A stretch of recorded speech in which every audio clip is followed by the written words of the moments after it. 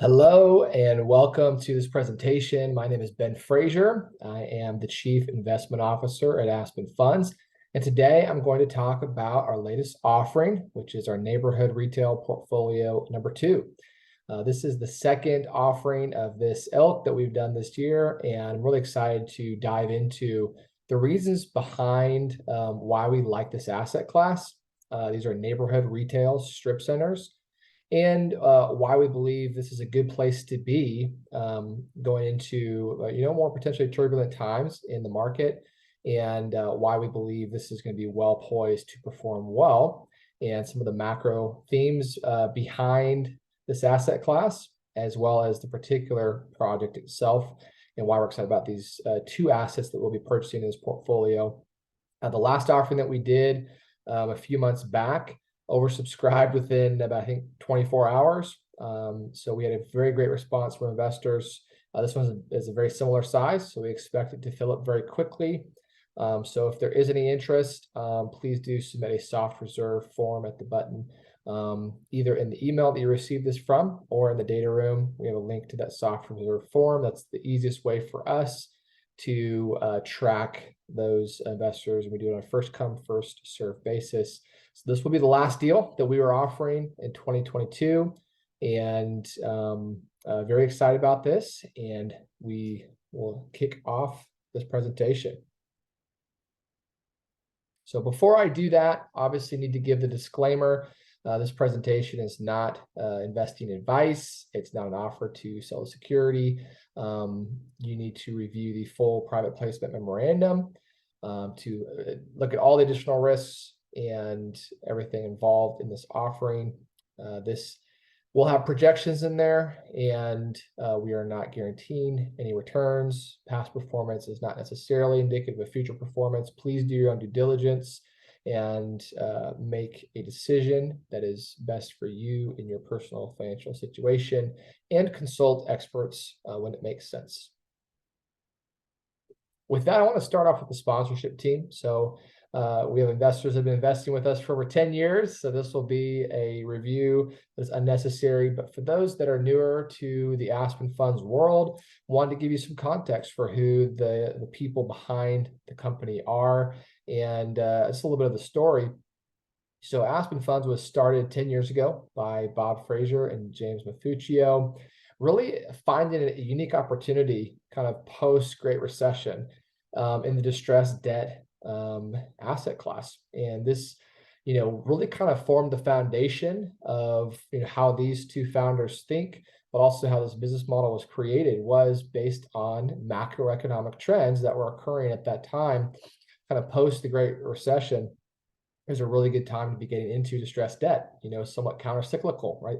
At that point, when the financial world was melting down, it was actually the best time to be jumping in because the discounts were extremely favorable to investors, and the economics behind supporting these trends were very, very strong. And so it really formed the foundation of our business, and been doing these note businesses for funds for over 10 years.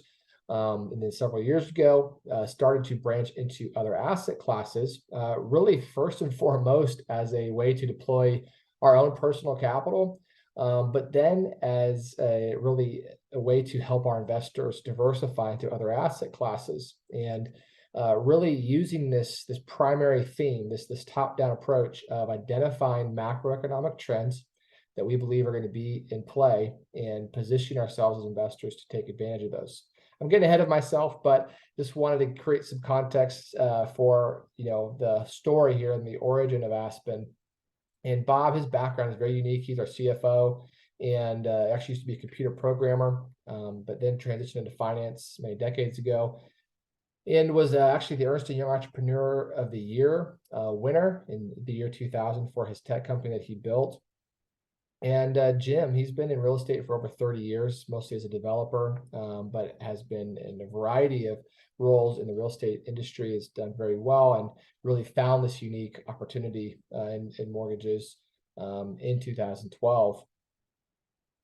The rest of our management team is Dan Schulte. He's the former general counsel at Waddell & Reed, and which was a large money manager. and was there for about 14 years. And he helped grow that company from several hundred million to, I believe, was $150 billion money manager.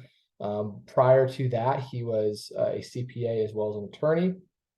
And before he joined Aspen, he's actually an investor with us, doing a lot of private equity investing, and has pretty amazing background and breadth he brings to our team. And then myself, I'm our chief investment officer, run all of our capital markets, so all of our debt and all of our equity placements for all of our deals, as well as doing all the vetting, underwriting of these deals. And my background is actually as a banker, so as a commercial lender and a commercial underwriter prior to joining Aspen, and really cut my teeth on the debt side, learning how to mitigate risks, look at the downside of every deal. And now I'm going to play on the more fun side, which is getting to look at how deals can do well. And then on this particular deal, this is will be our third deal with this team at FTW Investments. These are other local Kansas City gentlemen that we've been building relationships with and invested with them. Now, like I said, our third deal. I'm very impressed with them. And they have actually a very unique background in retail real estate. So specifically, Parker Webb actually cut his teeth as a commercial broker, working for Midwest Retail Properties, which was leasing up and developing Walmart shadow anchored properties. And ironically, one of the properties in this portfolio that we're going to be purchasing actually is a Walmart shadow anchored property. So very excited to kind of bring these guys on the team here. They're going to be the ones that are going to help us run and manage and execute the business plan on this. Logan Freeman, he's also got a background as a developer and broker.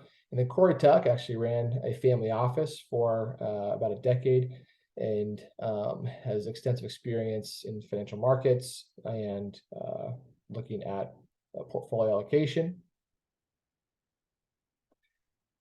Now, when I said I was skipping ahead, this is what I was skipping ahead to, but talking about our process at Aspen Funds, how do we find deals? How do we vet deals? What are we looking for? First and foremost, it has to start at the top. We have to believe in the macroeconomic trends at play. And this is our first filter that we use for everything that we look at and everything we bring to our investors. And this opportunity fits very, very squarely into our thesis, because what we're looking for and what we found over the course of many decades of investing is that some of the best opportunities are actually somewhat counter-cyclical. And when you have investments and kind of headline meta narratives, such as is happening in retail real estate, which is, retail is dead, e-commerce has killed brick and mortar shopping, it creates opportunity for those that can look past that, right? And in certain circumstances, i.e. shopping malls, yes, e-commerce has killed retail in that sense, but there's other unique niches within that are kind of being blanketed with this statement, and we are looking for those opportunities. And so this is what we're really excited about, where we can kind of match our thesis with actually good value investing, and we're buying these at pretty incredible pretty incredible cap rates, pretty good purchase prices that we feel really good about, and are going to create a good basis for our position in this asset to have a lot of flexibility and protect some downside risk. So once we figure out the macro trends at play, then we look at the best asset classes and strategies that will benefit from those trends, and then we want to put together the best teams. We are going to do extensive diligence with our operating teams. A lot of times we invest with them before we'll bring a deal to our investor base, and just to prove out that relationship, we do a lot of work on the due diligence side of things. And then for further alignment of interests, as a management team, those 4 partners, we are investing in every single deal alongside of our investors, so that we have further skin in the game and are putting our own money where our mouth is. And ultimately, again, this is our strategy for our deployment of our personal net worth. So we're putting our own money in these deals. And I'm not going to spend a lot of time on this because we talk about this a lot on the podcast. But where are we finding opportunities and macro trends that are creating these opportunities? First is inflation. We just did a big investable megatrends webinar. I encourage you to watch that if you haven't yet. Identify some of the key trends that we're following and believe will be here for the next period of time, and ways that we are playing these. So one of the kind of macro trends is, like I said, the headline narrative is bad on retail real estate. We're looking for inefficient markets to where the market is not priced in what the actual risk and reward profile of these assets are. Just a little bit of our track record. We've over a 10-year track record as an operator in multiple asset classes. We've been on the Inc. 5000 now for 3 years running. We're also on the Forbes Finance Council. We've raised well over $100 million, closer to $120 million now. We've invested in all 50 states and have a very extensive background as a team. We invest across asset classes. We started in mortgage notes. We have over 3,500 assets that we've purchased in all 50 states in that that vertical. Multifamily and storage, another two verticals that we love, have over 3,000 units on A, B, and C assets. Industrial and retail, another asset class we like is industrial, 400,000 square feet managed. And we've also invested in non-real estate, including oil and gas, which we're also very bullish on. If you have not subscribed to the podcast and you are a podcast listener or you want to become a podcast listener, obviously I give a shout out for our weekly podcast. We have a really fun time doing this. And a lot of the things I'm going to be talking about in this presentation, we've actually already talked about on our podcast. And so it's a great way to stay in tune with our thinking and with some of the trends that we're finding. We're trying to bring on experts in these different trends to really find and identify areas to be as investors. Okay, with all that, I'm going to get into the executive summary of this deal and why we're excited about it. So first and foremost, if you didn't see our last presentation on the first portfolio that we purchased, some of this may be a rehearsal here, but a lot of this is pretty interesting once you start to look and dive into the numbers. So I'm going to spend some time going into the kind of macro trends going on, because it's very important to understand why we believe this asset class is poised to perform well. And like I said earlier, when you have these headline narratives, i.e. retail is dead, that kind of blanket and, combine all the different types of retail shopping into one, that creates, really great opportunities, because yes, shopping malls are generally not performing very well, not a great place to be. But these retail strip centers, we've kind of found this niche within a niche. And as we all know, the riches are in the niches.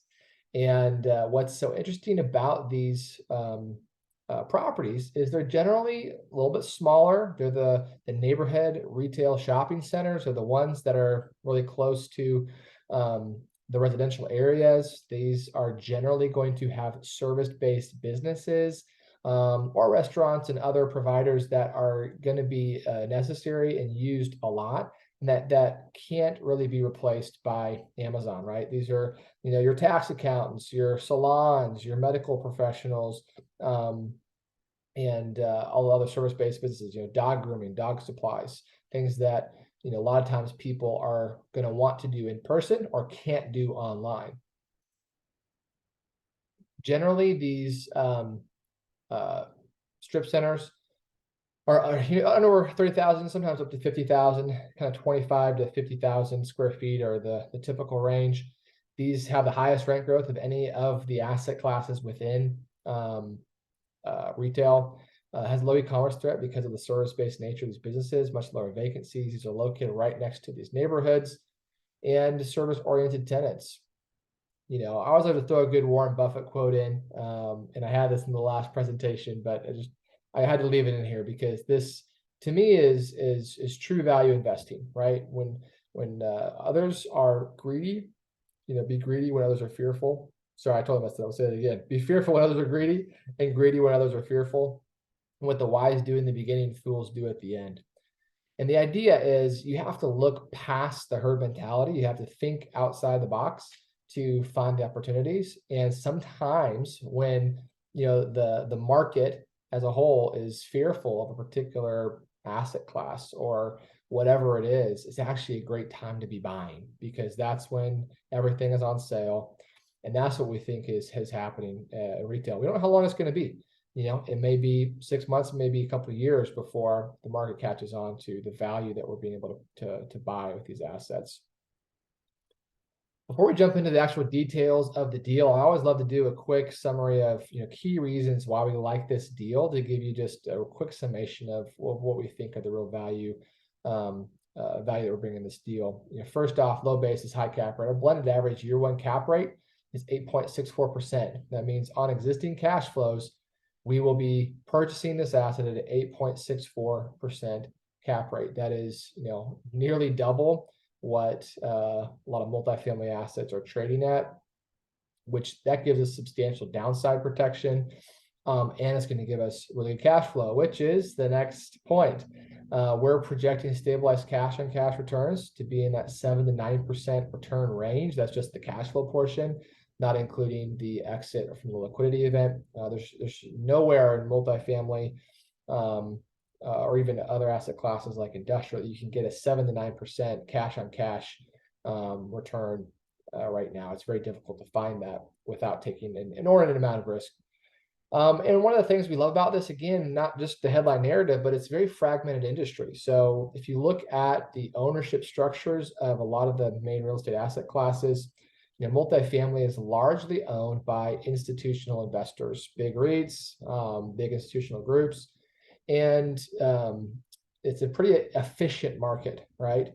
But the retail, these kind of neighborhood strip centers, they're usually a little bit smaller price points. So a lot of the big REITs aren't deploying these assets right now. And it's resulted in a very fragmented ownership. So it's mostly owned by mom and pops, small real estate investors.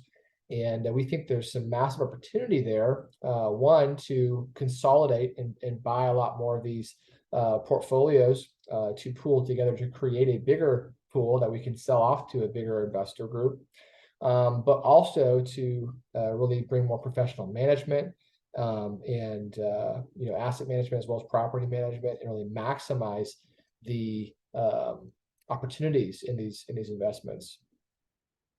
We've got a very strong sponsorship team where I talked a little bit about that, has extensive experience in this asset class.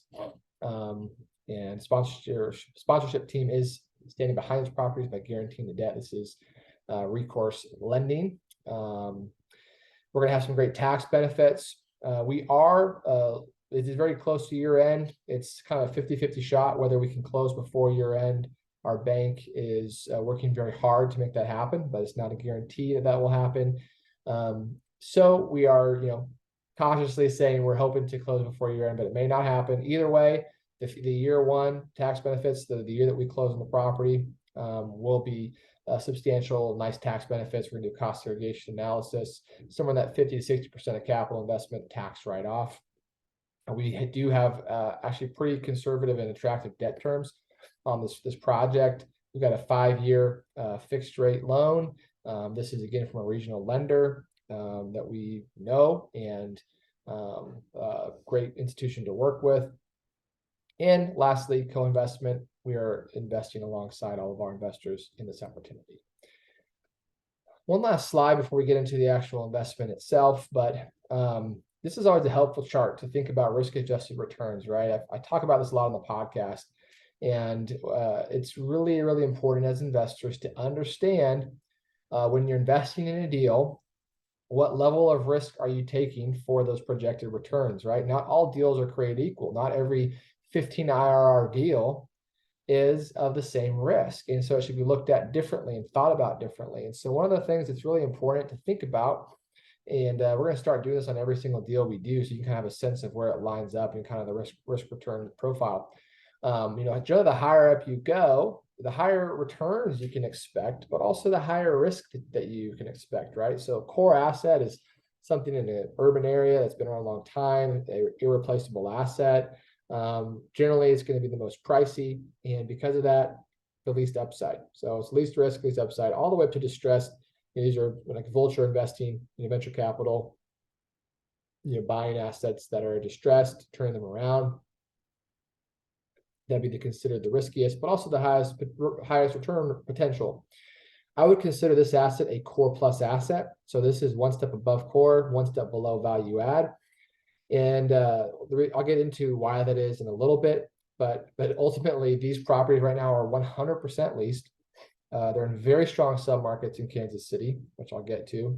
And very minimal CapEx is needed to achieve the business plan. So the real play here is, poor management from mom and pop owners, and really doing some simple adjustments to the facade, making the properties a little bit nicer, but not much at all, and really pushing these rents to market rates. Right now, they're pretty much all gross leases. The market is on a triple net basis. I'll talk about that in a minute, but that's a really great opportunity.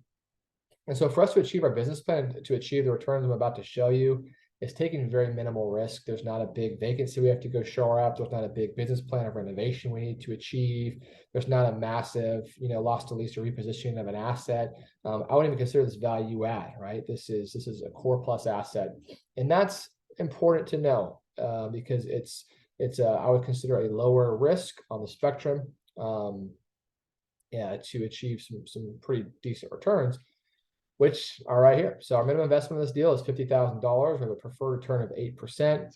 And then we have a 75-25% LP-GP split. We do have a GP catch-up on the capital event waterfall, not on the operations waterfall. You can review PPM to see how that works.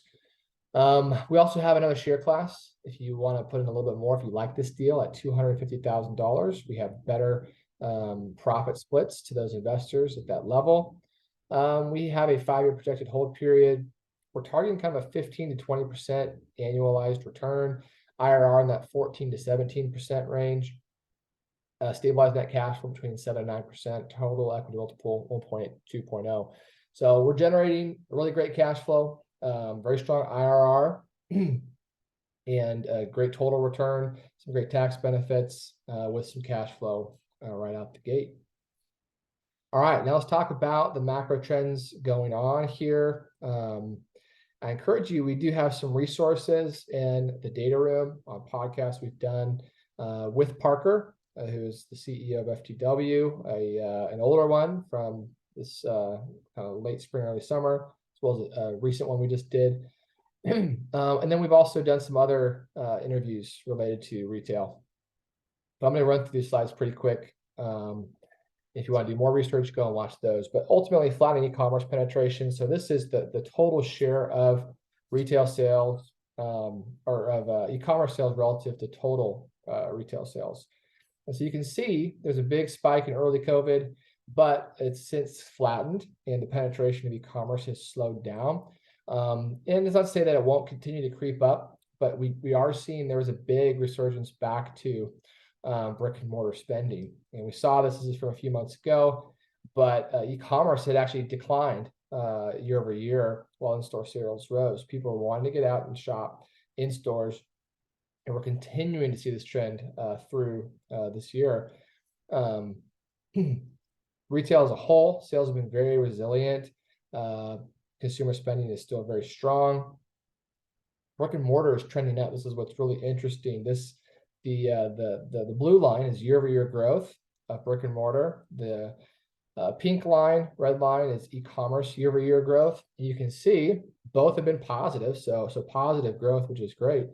But we're actually seeing brick and mortar eclipsing the growth of e-commerce, which has been the first time in many years. And physical stores had their growth of 18.5%.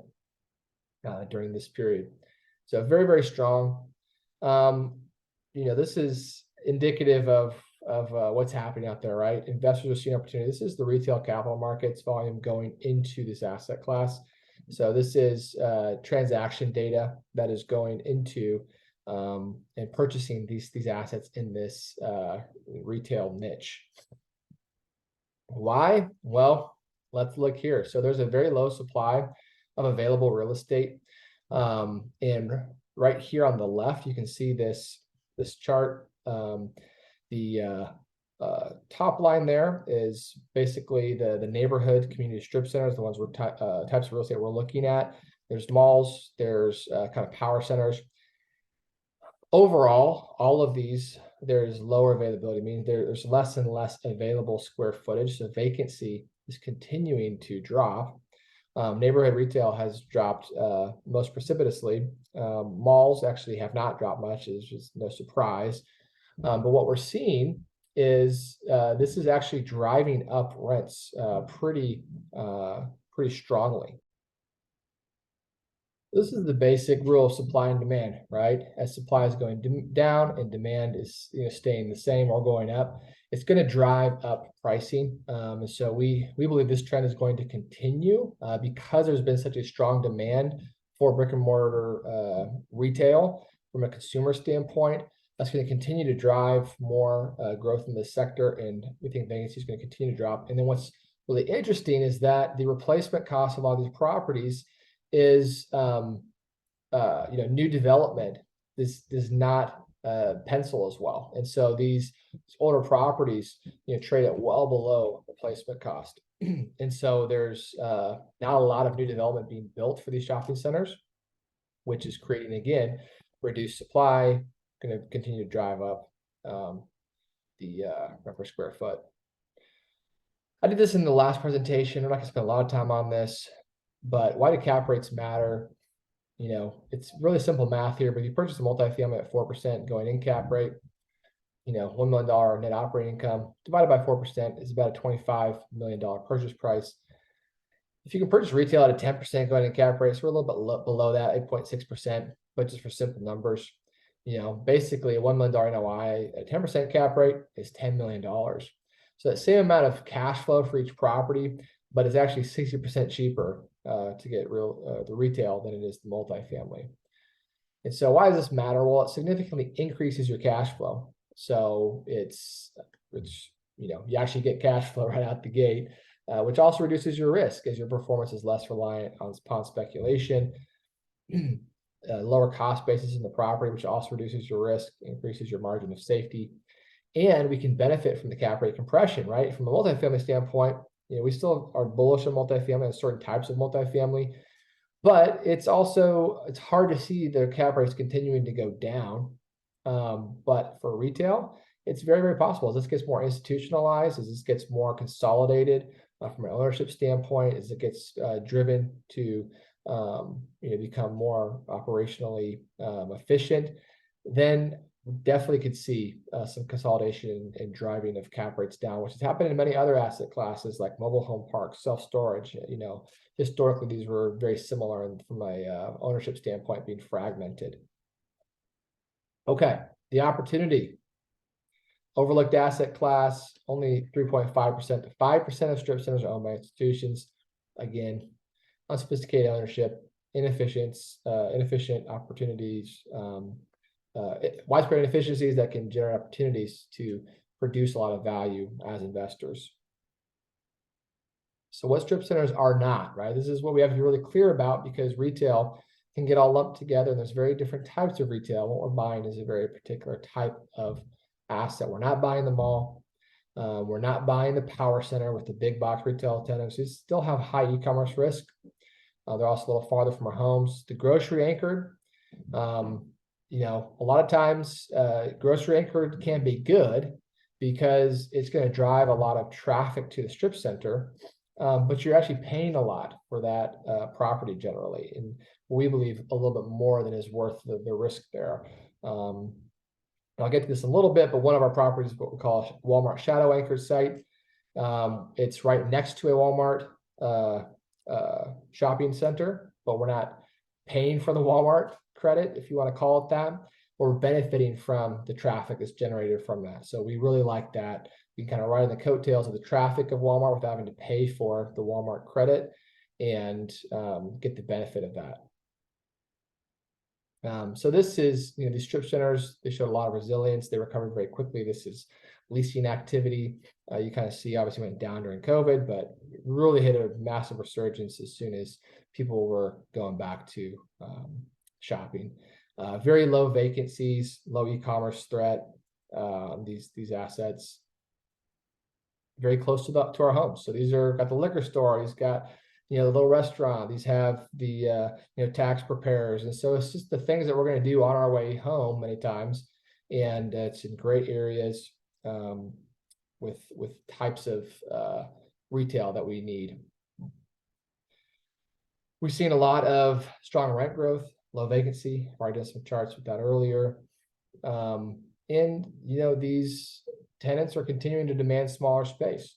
So this is what is really driving a lot of the need for these neighborhood centers is, tenants are wanting smaller spaces and they're wanting a lot of it.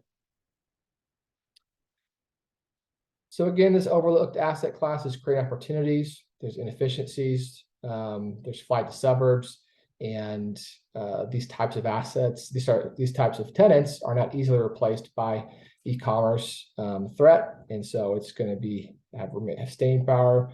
And what are some of the ways that we can add value to these properties, right? So the most simple is mark to market, and in this particular portfolio, this is going to be the primary the primary method that we're going to be using to drive value. It's pretty simple because we have 100% 100% leased right now, 0 vacancy in both properties because they're both very well located assets in really good submarkets, and the rents are well below market. So what we're going to be doing over time is going to be bringing the rents to fair market value. A lot of these leases are gross leases. We're going to be converting them to triple net leases. And in other assets of this type, you can also, if there's a lot of vacancies, you can lease them up, do some redevelopment, find those opportunities through mispricing. These are in Kansas City. Why Kansas City? And we've talked about this a lot of other assets that we've done, but it's got great population growth, very, very diverse and strong job growth. Great demographics. These particular assets are in great submarkets, which we'll get to in a minute. And if you look at what markets are leading rent growth in retail, Kansas City is actually in the top list there in year-over-year growth. So Kansas City has a lot of demand from tenants for this type of asset. So what's our business plan? Again, when we're going and looking at these deals, we're looking at the whole gamut of everything from what's the CapEx going to need to be to get this property looking good. One of the cool things in these properties, because they are consumer facing, one of the simplest ways to increase value is just to simply make the property look nicer, right? If you can make something look nicer, then you're going to drive more consumers to that property, and those more consumers are going to drive more sales to your tenants, which is going to continue to benefit those tenants and make them want to stay there longer. So it's really simple fixes a lot of times.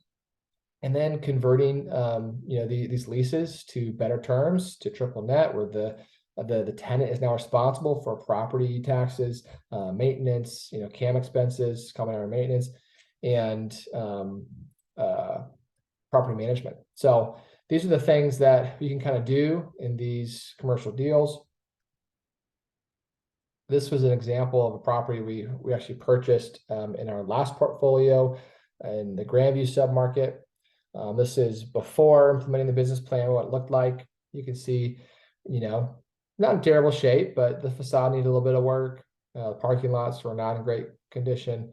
And this is what it looks like now. Simple facade fixes, a little better signage, improved the parking lot, and this property is always buzzing, and there's a lot of activity, and it's getting leased up very quickly. Okay, so we're talking about the two actual assets now. This one is in Mission, calling it Mission Retail. This is a really good submarket, very, very highly desired submarket to be in from a residential standpoint.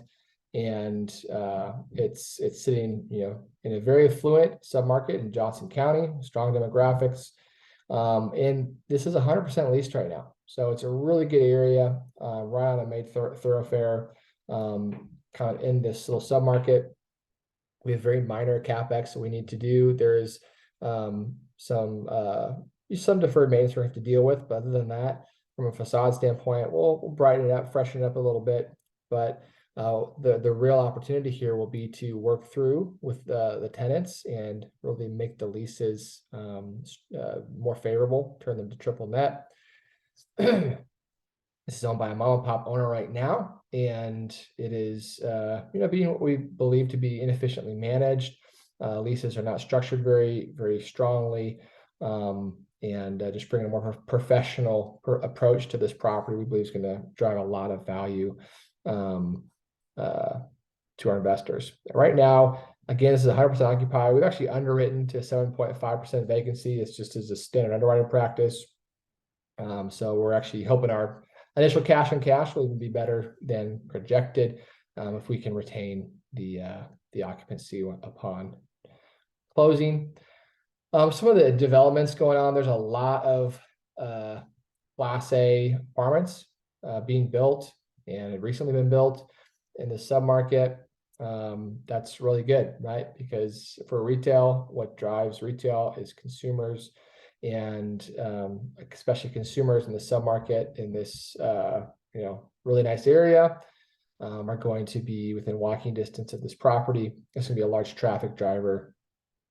We've done a lot of research on the lease comps and what's currently out there for lease. So right now, the seller has historically leased these on shorter term leases, so kind of 12 to 36 months. And the seller has usually been unwilling to provide tenant the build outs, right? So what that means is the tenants are generally going to have to fund the build out on their own, but that's going to attract a generally not as strong of a tenant many times, because the larger national credit tenants want to have some consideration for building out their tenant improvements. So because of that, the rents are, we believe, well below market, and we're going to be shooting for about $16 to $17 per square foot leases on a triple net basis, kind of on the really premium side of the property. And we think that's going to be achievable as these leases roll off.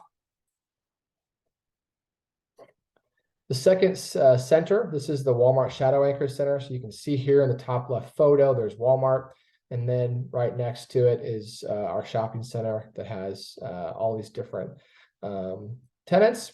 And again, one of the great things about this is we're benefiting from the Walmart traffic, but we are not having to pay for the Walmart credit. And that's kind of the big selling point on this. It is 100% leased. And again, owned by mom and pop owner. Not great leases. These are mostly all gross leases. We're going to be converting those over to triple net leases over the kind of first 12, 24-month period as those leases roll off. One of the other kind of cool things about this is just a few minute drive from another property that we just bought a few months ago, another portfolio, the Quivira Square, which is another great asset. So from a management standpoint, going to get some efficiencies there. And again, we underwrote this to 100% or 7.5% vacancy, even though it's 100% occupied right now. Here is a look at the current leases and comps. Right now, we're going to be shooting for that kind of $15 to $17 per square foot on a triple net basis. On the back office spaces with lower visibility, we'll be targeting lower end rents, which will be more for service-based users that don't need the frontage or the signage. So again, how are we protecting downside? These are 100% occupied. What does that speak to? One, it speaks to strong demand for this asset in general. Two, it speaks to these are great locations, and these are places that tenants want to be because consumers are there, and these are great submarkets. They have very high traffic counts, very strong developments nearby. And the real upside here is simple, is convert these leases to triple net, implement professional leasing and management, and start attracting regional and national credit by providing some of those tenant improvement allowances to get longer term leases in place with really well structured leases. And that's where our co-sponsor, our operating team really shines, is in structuring the leases and getting exposure to a much broader mix of tenants. And that's where bringing that professional management really comes into play, because a lot of the mom and pop owners don't have the relationships with the kind of regional national credit tenants to bring them into their spaces. You can see here a very diverse mix of tenants across these two properties. And again, most of these would be considered low e-commerce threat type of businesses. I've kind of run through this already, but here's kind of return projections we're planning on hitting. And here's our plan. So we have the webinar that is being released. We've got reservations that are due a week from today through our soft commit form, and we're going to be funding the week after. So this is a short time frame, and we had a very full quarter this quarter of deals, and so this is kind of the way this one kind of planned out. But it's a smaller raise, and last one oversubscribed very quickly. So I do encourage you put a soft reserve into the form quickly if you can, and reserve a spot. And then we're going to be closing this ideally before the end of the year. And again, it's a 50-50 shot if we hit that or not. And if you have any questions, please reach out to our team. We've got two investor relations individuals, Ben Brundage, Mike Sullivan, ready to answer your questions. You can email us at investorrelations@aspenfunds.us or call our number 800-940-1510 and get any of your questions answered. So we look forward to hearing from you. Hopefully you're got the information you needed, and we are here on the other line with any questions you have. Thank you so much.